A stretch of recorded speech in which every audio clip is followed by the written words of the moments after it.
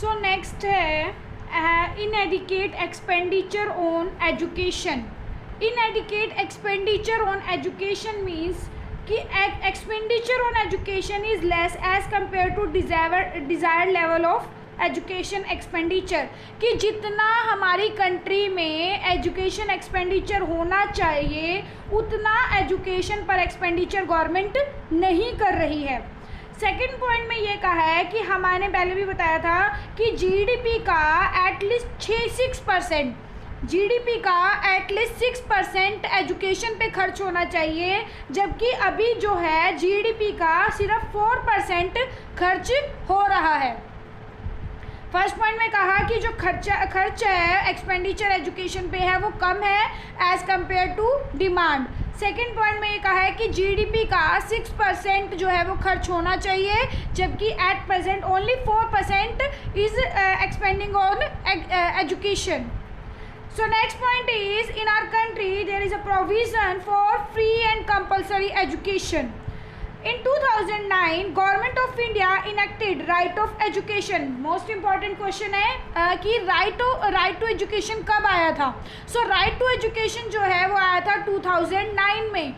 2009 में right to education आया था। इसका मतलब कि हमारी कंट्री में हर पर्सन को फ्री और कंपलसरी एजुकेशन होनी चाहिए, मतलब सभी लोग हमारे देश में एजुकेटेड होने चाहिए।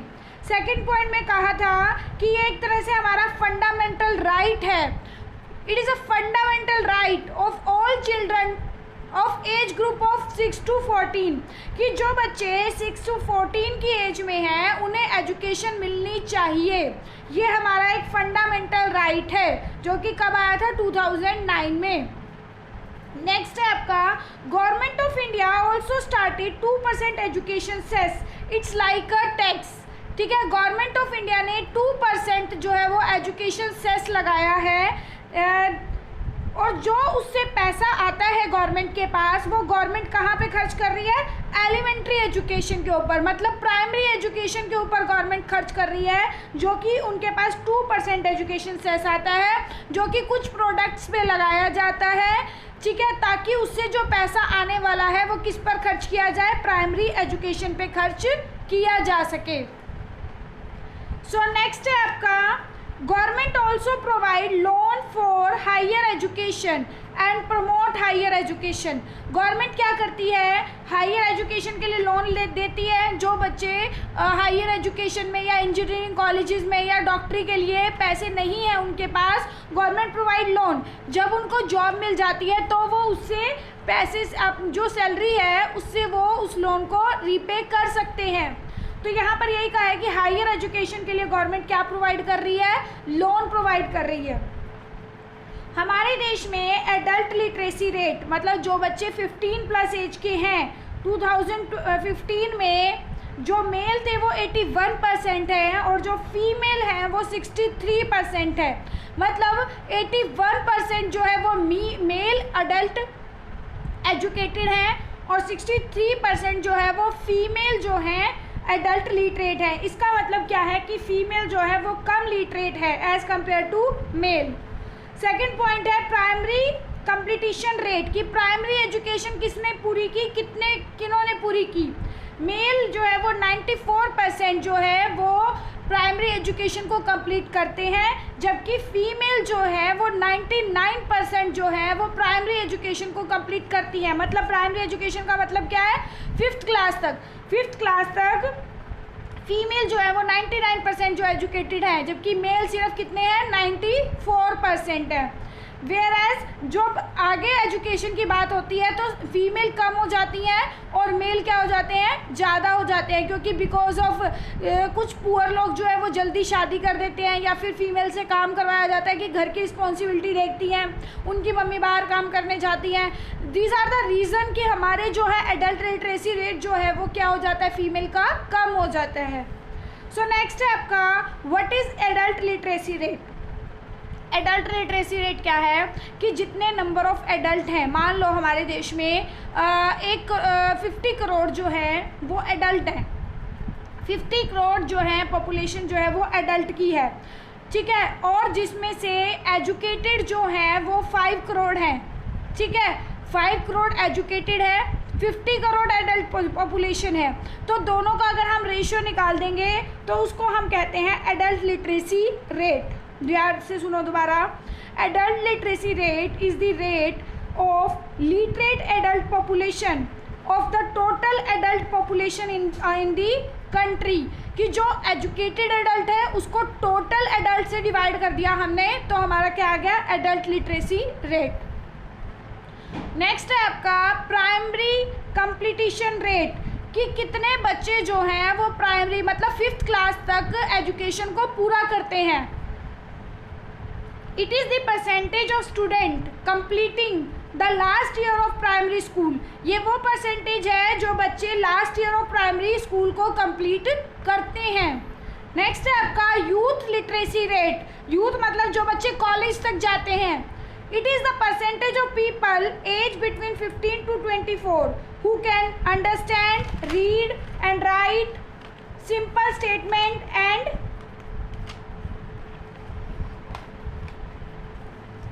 Statement and their everyday life. दोबारा से देखो, यूथ लिटरेसी रेट इन्होंने क्या कहा है, यूथ लिटरेसी रेट वो होता है जब लोग सिंपल बात को समझते हैं, लिखी हुई बात को समझ सकते हैं, सिंपली समझ सकते हैं, अंडरस्टैंड कर सकते हैं। देखो कुछ लोग सिर्फ पढ़ सकते हैं बट उन्हें समझ में नहीं आता। अभी जैसे क्या है, आपको ये लिखा हुआ पढ़ तो रहोगे आप, पर आपको समझ में नहीं आ रहा, तो वो कहते हैं यूथ लिटरेसी रेट क्या है कि जो लिखा हुआ है उसको वो समझ में भी आए, ठीक है, विद अंडरस्टैंडिंग वो रीड कर सकते हैं and right a short and simple statement on their everyday life, जो उनकी नॉर्मल डे की लाइफ की जो चीज़ें हैं वो उनको पढ़ सकते हैं। नेक्स्ट है आपका future prospects in education sector, gender equity पे कहते हैं बेटर देन बिफोर। पहले हमारे यहाँ पर क्या था, एजुकेशन जो है फीमेल्स की बिल्कुल भी अच्छी नहीं थी, अब वो पहले से क्या हो गई है, अच्छी हो गई है, better than before. The difference in the literacy rate in male and female decrease, जो पहले मेल और फीमेल का गैप था वो अब पहले से क्या हो गया है, कम हो गया है। It is the positive development, ये एक तरह से क्या है, पॉजिटिव ही तो है कि फीमेल पहले से ज़्यादा एजुकेशन ले रही हैं। नेक्स्ट है women education need to promote, कि वुमेन की एजुकेशन को हमें प्रमोट करना चाहिए। क्यों करना चाहिए, क्योंकि अगर वुमेन की एजुकेशन को प्रमोट करेंगे तो economic independence and social status of women, जो वुमेन है वो इंडिपेंडेंट बनेंगी और वो सोशल प्रोस्पेक्टिव्स पे भी अपना पॉइंट ऑफ व्यू दे सकेंगी और वो एक तरह से इकोनॉमिक इंडिपेंडेंट बन जाएंगी। नेक्स्ट है आपका इसी में women education have a favourable impact on the fertility rate and the care of children. अगर वुमेन एजुकेटेड होगी तभी तो वो अपने बच्चों के लिए अच्छी हेल्दी लाइफ सोच सकती है, ठीक है। अगर वुमेन एजुकेटेड होगी तभी तो वो अपने चिल्ड्रंस को जो भी है वो ये कहेगी कि आपको हैंड वॉश करने चाहिए, आपको सैनिटेशन फैसिलिटीज़ का ध्यान से यूज़ करना चाहिए, किस तरह से काम करना चाहिए। तो ये सब अगर कब पॉसिबल है, जब वुमेन जो है वो आपकी क्या होगी, एजुकेटेड होगी। नेक्स्ट है education for all still a distance dream. Government ने बहुत सारे प्रोविज़न लेकर आई है, जैसे हमारा राइट टू एजुकेशन हो गया, फंडामेंटल राइट बना दिया एजुकेशन को, फिर भी हमारे देश में अभी भी बहुत लोग क्या हैं, अनएजुकेटेड हैं। तो इस पॉइंट में यही कहा है कि government of India make various provision to provide free and compulsory education for all the childrens, but still people are illiterate and we cannot satisfied with the upward movement of literacy rate. Literacy rate का upward movement तो है but अभी भी हम उससे क्या है, satisfied नहीं है, क्योंकि अभी भी कंप्लीट हमारी पॉपुलेशन जो है वो लिटरेट नहीं है। Until the 100% literacy rate is achieve, जब तक हमारे देश में 100% लिटरेसी रेट नहीं आएगा तब तक हम सेटिस्फाइड नहीं हैं।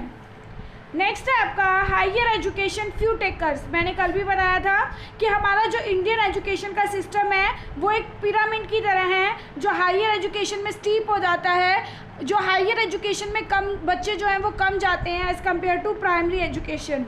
Less number of people reach to the higher education level.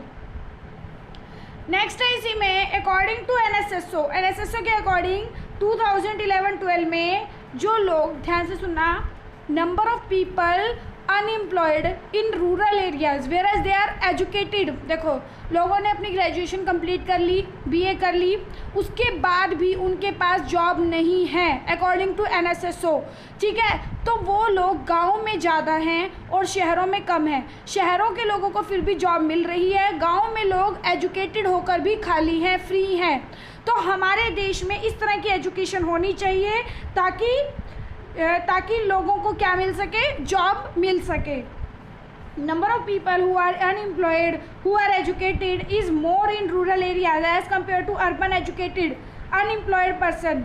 So government should increase standard of higher education. Government को हायर एजुकेशन का एक अच्छा स्टैंडर्ड प्रोवाइड करना चाहिए ताकि लोग अच्छी एजुकेशन मिल सके उन्हें, so that student gate employable skill, ताकि लोगों को ऐसी स्किल उनके अंदर आनी चाहिए।